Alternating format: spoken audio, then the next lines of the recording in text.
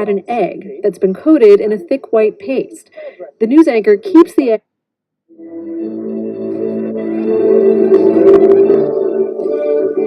30 years ago, a BBC program called Tomorrow's World captivated viewers with a seemingly simple demonstration. An unconventional way of cooking eggs?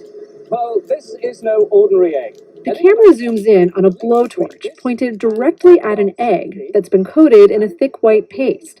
The news anchor keeps the egg in that direct flame for 3 minutes.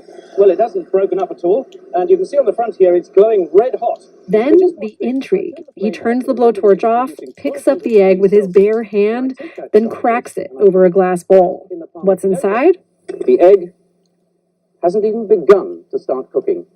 Broadcast in 1990, this was the first look at a new super fire retardant material known as Starlite.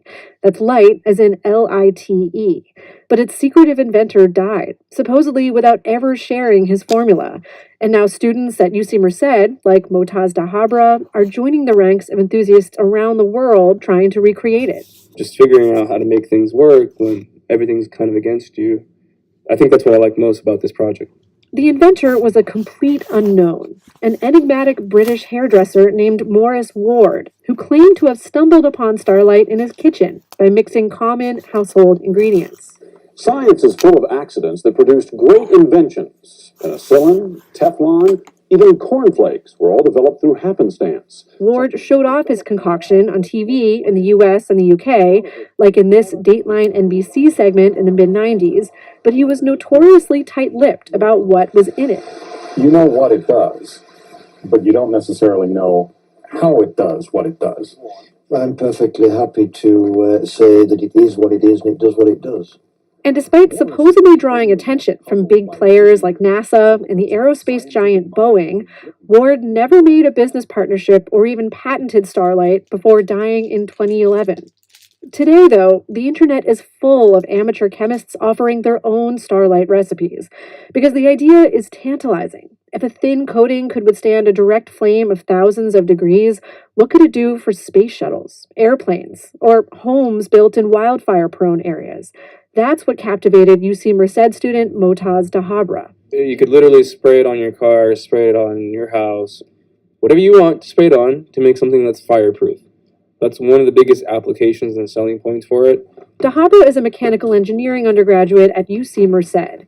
He's part of a team of graduating seniors trying to recreate the formula in partnership with NASA's Jet Propulsion Laboratory. Did you set it up? I haven't set it up. Dahabra and his teammates created over 150 different recipes for Starlite. Today, they're putting batch number 62 through the blowtorch test. Ready? They've molded it into a little white circle, about a half-inch thick. It looks pretty underwhelming, like a doughy, uncooked biscuit. All right, 3, 2, 1, go. But under the flame, it's a champ. The top, at nearly 4,000 degrees Fahrenheit, blackens, puffs up, and crusts over, kind of like a marshmallow that fell into a campfire. But the bottom, it's not even 100 degrees Fahrenheit. Can I touch it? Oh yeah, it's like barely warm at all. And it's still soft underneath. Yep. The key property is that puffy crust that forms on top. It's called intumescence, and it's a buffer of air that essentially insulates the rest of the material. Lots of intumescent paints and resins are now on the market, though none quite capture the magic of Starlite. So did you recreate it? Did you make Starlite? I don't know. Nobody knows what Starlite is. What Dahabra means is their concoction contains only 7 ingredients so far, of the 21 that Morris Ward had hinted at. But the team is open about what's in it. Here's teammate Christopher Toy. So we have the normal kitchen cornstarch, baking soda, and then we have a gallon of school glue. So all of our mixtures need those. There are also some gardening and painting supplies, all blended using a kitchen hand mixer. But the students' bigger goal is to develop a rigorous, methodical process for testing Starlite recipes, to make something scientifically legitimate out of Starlite's mysterious, almost mythical history. Because of that mystery, not everyone buys into Starlite. Many scientists believe it's a flat-out hoax, but Thomas Pave says that doesn't matter. He's the engineer at NASA's Jet Propulsion Laboratory who coordinated the UC Merced project. Looking at this problem is real engineering. It is actual science that is being done right now, and it's not just a fairy tale. But the story of the original Starlite may not be over. Two companies affiliated with Morris Ward's family now claim to own his recipe, though neither has patented anything yet, and only one has made a public demonstration. Plus, the Boeing company does have a similar sounding patent, though a representative told me it has no connection to Starlite. Fire cabinet unlocked, right? The UC Merced students? They're not too concerned. Motaz Dahabra says there's more than enough room in the market for competition and maybe even collaboration. We're just increasing the circle, that collaborative circle, which I think might help everybody out. That circle that could have existed if Maurice had done things differently, in the first. I don't blame him. In my opinion, he had really good reasons why he didn't release it. Because something that's really good and useful could always be used for the wrong reasons as well. These students think their reasons, though, are the right ones. They graduated last Saturday, but they're leaving their methods to next year's class, so hopefully they can come a few steps closer to Starlite. With Valley Public Radio, I'm Carrie Klein. That is a fascinating, out of left field kind of story, Carrie. And I understand there's a bit more to it than what you were able to put in the story. Yeah, that's right. I wish I could have gone on for much longer. I mentioned at the end a few companies who claim that they've got the original formula for Starlite. I had conversations with them that I wanted to highlight a little bit. But, I started tracking them down because really what fascinated me in particular was whether Morris Ward, the inventor, whether he really died with the formula and why he would or would not have.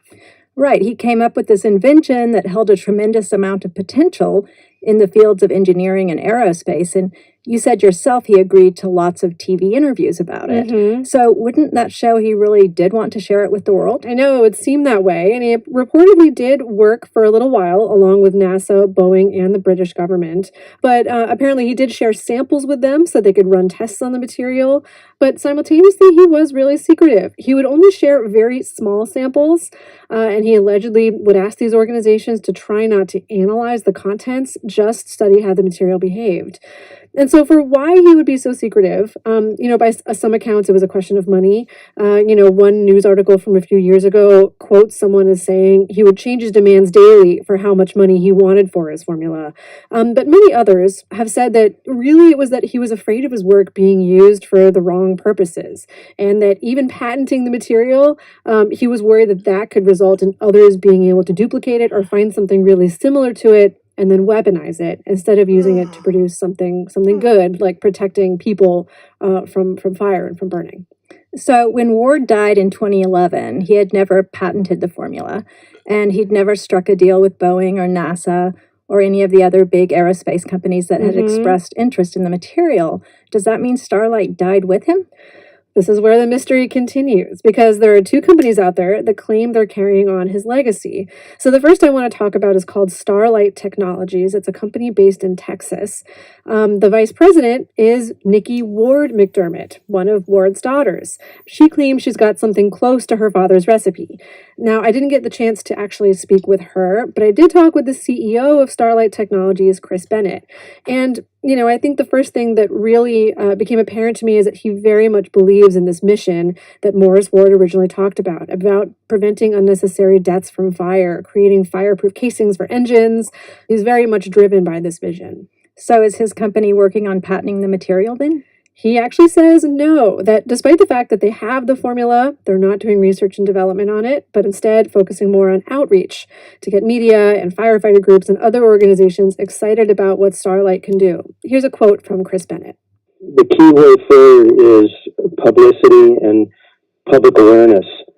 The public has a right to know about this technology, and the fact that most people have never heard of it after all this time, and it was big news all over the world in the 1990s, is a real red flag that there's some kind of a problem in our country. He says one of the biggest obstacles they face in this kind of outreach is people who believed the entire Starlite story is a hoax. Okay, so if Starlite Technologies wants the world to believe that they can make Starlite, why don't they just show the world they can do it?